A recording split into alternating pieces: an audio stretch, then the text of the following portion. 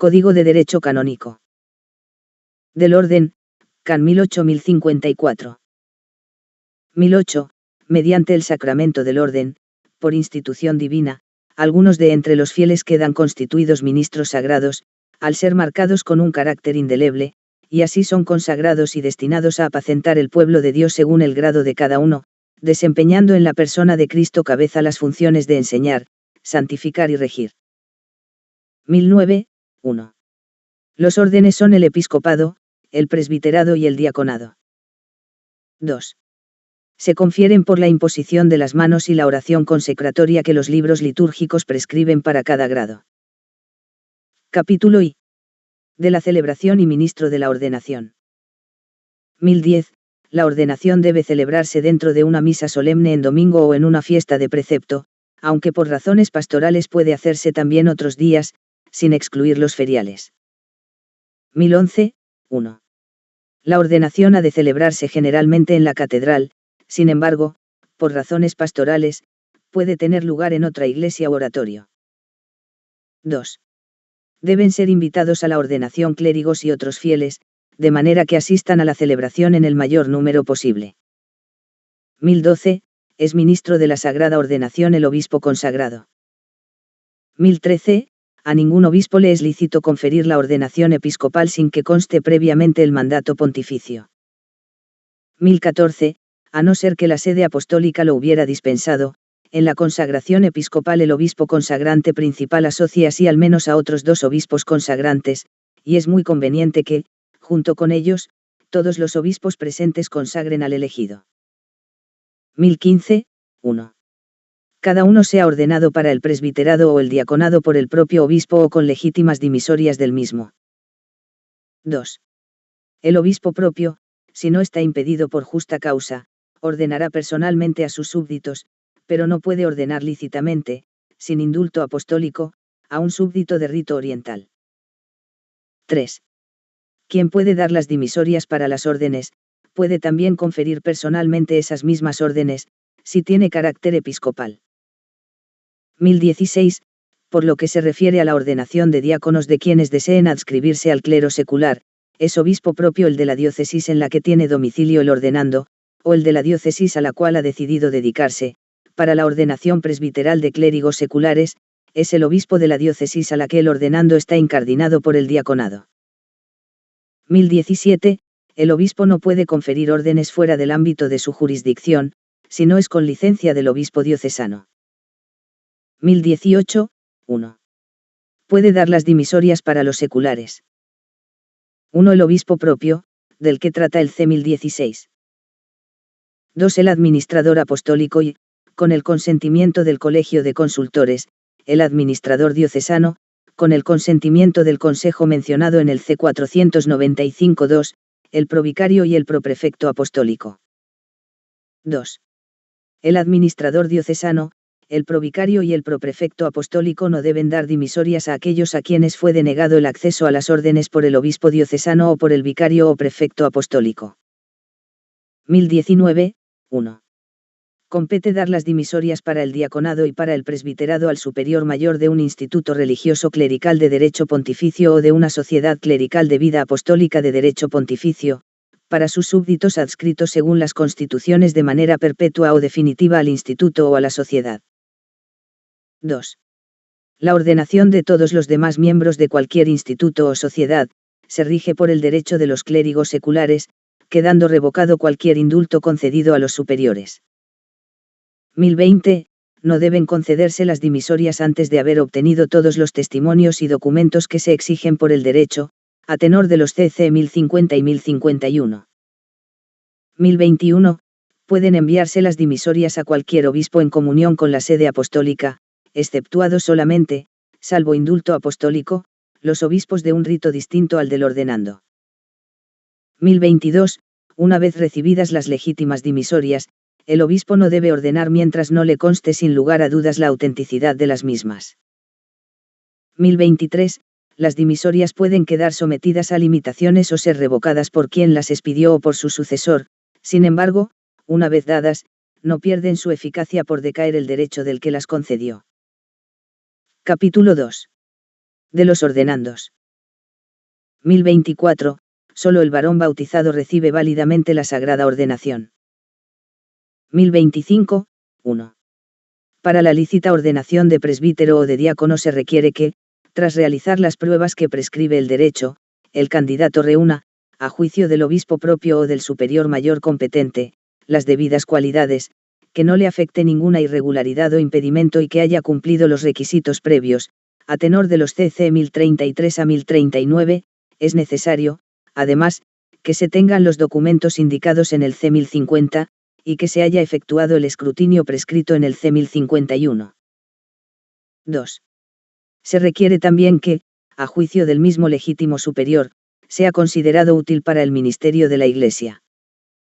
3. Al obispo que ordena a un súbdito propio destinado al servicio de otra diócesis, debe constarle que el ordenando quedará adscrito a esa diócesis. Art. 1. De los requisitos por parte de los ordenandos. 1026, es necesario que quien va a ordenarse goce de la debida libertad, está terminantemente prohibido obligar a alguien, de cualquier modo y por cualquier motivo, a recibir las órdenes, así como apartar de su recepción a uno que es canónicamente idóneo. 1027, los aspirantes al diaconado y al presbiterado han de ser formados con una esmerada preparación, a tenor del derecho. 1028, cuide el obispo diocesano o el superior competente de que los candidatos, antes de recibir un orden, conozcan debidamente lo que a él se refiere, y las obligaciones que lleva consigo. 1029, solo deben ser ordenados aquellos que, según el juicio prudente del obispo propio o del superior mayor competente, sopesadas todas las circunstancias, tienen una fe íntegra, están movidos por recta intención, poseen la ciencia debida, gozan de buena fama y costumbres intachables, virtudes probadas y otras cualidades físicas y psíquicas congruentes con el orden que van a recibir. 1030, solo por una causa canónica, aunque sea oculta, puede el obispo propio o el superior mayor competente prohibir a los diáconos destinados al presbiterado, súbditos suyos, la recepción de este orden, quedando a salvo el recurso conforme a derecho. 1031, 1. Únicamente debe conferirse el presbiterado a quienes hayan cumplido 25 años y gocen de suficiente madurez, dejando además un intersticio al menos de 6 meses entre el diaconado y el presbiterado. Quienes se destinan al presbiterado pueden ser admitidos al diaconado solo después de haber cumplido 23 años. 2. El candidato al diaconado permanente que no esté casado solo puede ser admitido a este orden cuando haya cumplido al menos 25 años, quien esté casado, únicamente después de haber cumplido al menos 35 años, y con el consentimiento de su mujer. 3. Las conferencias episcopales pueden establecer normas por las que se requiera una edad superior para recibir el presbiterado o el diaconado permanente. 4. Queda reservada a la sede apostólica la dispensa de la edad requerida según los 1 y 2, cuando el tiempo sea superior a un año. 1032, 1. Los aspirantes al presbiterado solo pueden ser promovidos al diaconado después de haber terminado el 5º año del ciclo de estudios filosófico-teológicos. 2. Después de terminar los estudios, el diácono debe tomar parte en la cura pastoral, ejerciendo el orden diaconal, antes de recibir el presbiterado, durante un tiempo adecuado que habrá de determinar el obispo o el superior mayor competente. 3. El aspirante al diaconado permanente no debe recibir este orden sin haber cumplido el tiempo de su formación. Art. 2. De los requisitos previos para la ordenación. 1033, solo es ordenado lícitamente quien haya recibido el sacramento de la confirmación. 1034, 1. Ningún aspirante al diaconado o al presbiterado debe recibir la ordenación de diácono o de presbítero sin haber sido admitido antes como candidato, por la autoridad indicada en los CC 1016 y 1019, con el rito litúrgico establecido, previa solicitud escrita y firmada de su puño y letra, que ha de ser aceptada también por escrito por la misma autoridad. 2. Este rito de admisión no es obligatorio para quien está incorporado por los votos a un instituto clerical. 1035, 1. Antes de que alguien sea promovido al diaconado, tanto permanente como transitorio, es necesario que el candidato haya recibido y haya ejercido durante el tiempo conveniente los ministerios de lector y de acólito. 2. Entre el acolitado y el diaconado debe haber un intersticio por lo menos de 6 meses. 1036, para poder recibir la ordenación de diácono o de presbítero, el candidato debe entregar al obispo propio o al superior mayor competente una declaración redactada y firmada de su puño y letra, en la que haga constar que va a recibir el orden espontánea y libremente, y que se dedicará de modo perpetuo al ministerio eclesiástico, al mismo tiempo que solicita ser admitido al orden que aspira a recibir. 1037, el candidato al diaconado permanente que no esté casado, y el candidato al presbiterado, no deben ser admitidos al diaconado antes de que hayan asumido públicamente, ante Dios y ante la Iglesia, la obligación del celibato según la ceremonia prescrita, o hayan emitido votos perpetuos en un instituto religioso. 1038, no puede prohibirse el ejercicio del orden recibido a un diácono que rehúse recibir el presbiterado, a no ser que esté afectado por un impedimento canónico o por otra causa grave que debe juzgar el obispo diocesano o el superior mayor competente. 1039, todos los que van a recibir un orden deben hacer ejercicios espirituales, al menos durante 5 días, en el lugar y de la manera que determine el ordinario. El obispo, antes de proceder a la ordenación, debe ser informado de que los candidatos han hecho debidamente esos ejercicios. Art. 3. De las irregularidades y de otros impedimentos. 1040, quedan excluidos de la recepción de las órdenes quienes estén afectados por algún impedimento, tanto perpetuo, que recibe el nombre de irregularidad, como simple, no se contrae ningún otro impedimento fuera de los que se enumeran en los cánones que siguen. 1041, son irregulares para recibir órdenes. 1. Quien padece alguna forma de amencia u otra enfermedad psíquica por la cual, según el parecer de los peritos, queda incapacitado para desempeñar rectamente el ministerio. 2. Quien haya cometido el delito de apostasía, herejía o cisma. 3. Quien haya atentado matrimonio, aun solo civil, estando impedido para contraerlo, bien por el propio vínculo matrimonial, o por el orden sagrado o por voto público perpetuo de castidad, bien porque lo hizo con una mujer ya unida en matrimonio válido o ligada por ese mismo voto. 4. Quien haya cometido homicidio voluntario o procurado el aborto habiéndose verificado este, así como todos aquellos que hubieran cooperado positivamente. 5. Quien dolosamente y de manera grave se mutiló a sí mismo o a otro, o haya intentado suicidarse. 6. Quien haya realizado un acto de potestad de orden reservado o a los obispos o los presbíteros, sin haber recibido ese orden o estándole prohibido su ejercicio por una pena canónica declarada o impuesta. 1042, están simplemente impedidos para recibir las órdenes. 1. El varón casado, a no ser que sea legítimamente destinado al diaconado permanente. 2. Quien desempeña un cargo o tarea de administración que se prohíbe a los clérigos a tenor de los CC 285 y 286 y debe rendir cuentas, hasta que, dejado ese cargo o tarea y rendido cuentas, haya quedado libre. 3. El neófito, a no ser que, a juicio del ordinario, haya sido suficientemente probado. 1043. Los fieles están obligados a manifestar al ordinario o al párroco, antes de la ordenación, los impedimentos para la recepción de las órdenes de los que tengan noticia. 1044. 1. Son irregulares para ejercer las órdenes recibidas. 1. Quien ha recibido ilegítimamente las órdenes, estando afectado por una irregularidad. 2. Quien ha cometido el delito del que trata el C. 1041. 2. Si el delito es público. 3. Quien ha cometido algún delito de los que trata el C. 1041. 3, 4, 5, 6. 2. Están impedidos para ejercer las órdenes recibidas. 1. Quien ha recibido ilegítimamente las órdenes estando afectado por un impedimento. 2. Quien sufre de amencia o de otra enfermedad psíquica de la que se trata en el C. 1041, 1, hasta que el ordinario, habiendo consultado a un experto, le permita el ejercicio del orden. 1045. La ignorancia de las irregularidades y de los impedimentos no exime de los mismos. 1046. Las irregularidades e impedimentos se multiplican cuando provienen de diversas causas, pero no por repetición de una misma causa, salvo que se trate de irregularidad por homicidio voluntario o por haber procurado un aborto si éste se produce. 1047. 1. Se reserva exclusivamente a la sede apostólica la dispensa de todas las irregularidades si el hecho en que se basan hubiera sido llevado al fuero judicial. 2. También se le reserva la dispensa de las siguientes irregularidades e impedimentos para recibir las órdenes. 1. De la irregularidad por delitos públicos a los que se refiere el C. 1041, 2 y 3. 2. De la irregularidad por delito tanto público como oculto, al que se refiere el C. 1041, 4. 3. Del impedimento indicado en el C. 1042, 1. 3.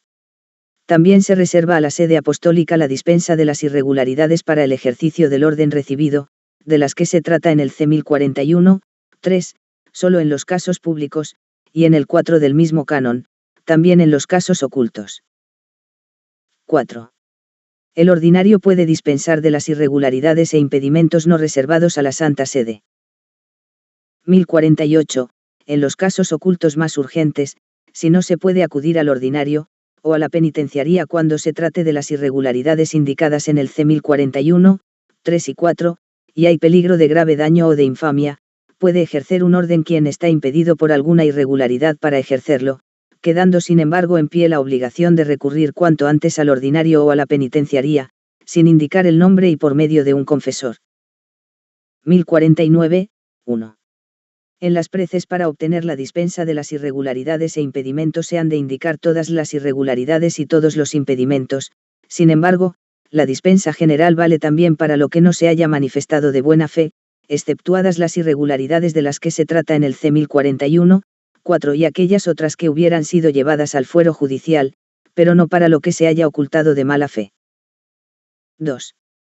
Si se trata de irregularidad por homicidio voluntario o por aborto procurado, para la validez de la dispensa se ha de hacer constar también el número de delitos.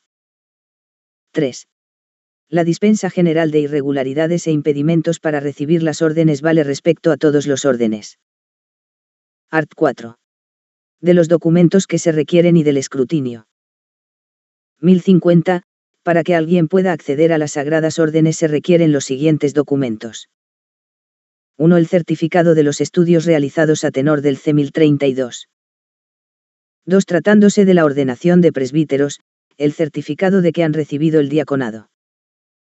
3. Tratándose de la ordenación de diáconos, el certificado de bautismo y de confirmación, así como de que han recibido los ministerios a los que se refiere el C. 1035, y asimismo el certificado de que han hecho la declaración prescrita en el C. 1036, y, si se trata de un casado que va a ser promovido al diaconado permanente, los certificados de matrimonio y de consentimiento de su mujer. 1051, por lo que se refiere a la investigación de las cualidades que se requieren en el ordenando, deben observarse las prescripciones siguientes. 1. El rector del seminario o de la casa de formación ha de certificar que el candidato posee las cualidades necesarias para recibir el orden, es decir, doctrina recta, piedad sincera, buenas costumbres y aptitud para ejercer el ministerio, e igualmente, después de la investigación oportuna, hará constar su estado de salud física y psíquica. 2. Para que la investigación sea realizada convenientemente, el obispo diocesano o el superior mayor puede emplear otros medios que le parezcan útiles, atendiendo a las circunstancias de tiempo y de lugar, como son las cartas testimoniales, las proclamas u otras informaciones. 1052, 1.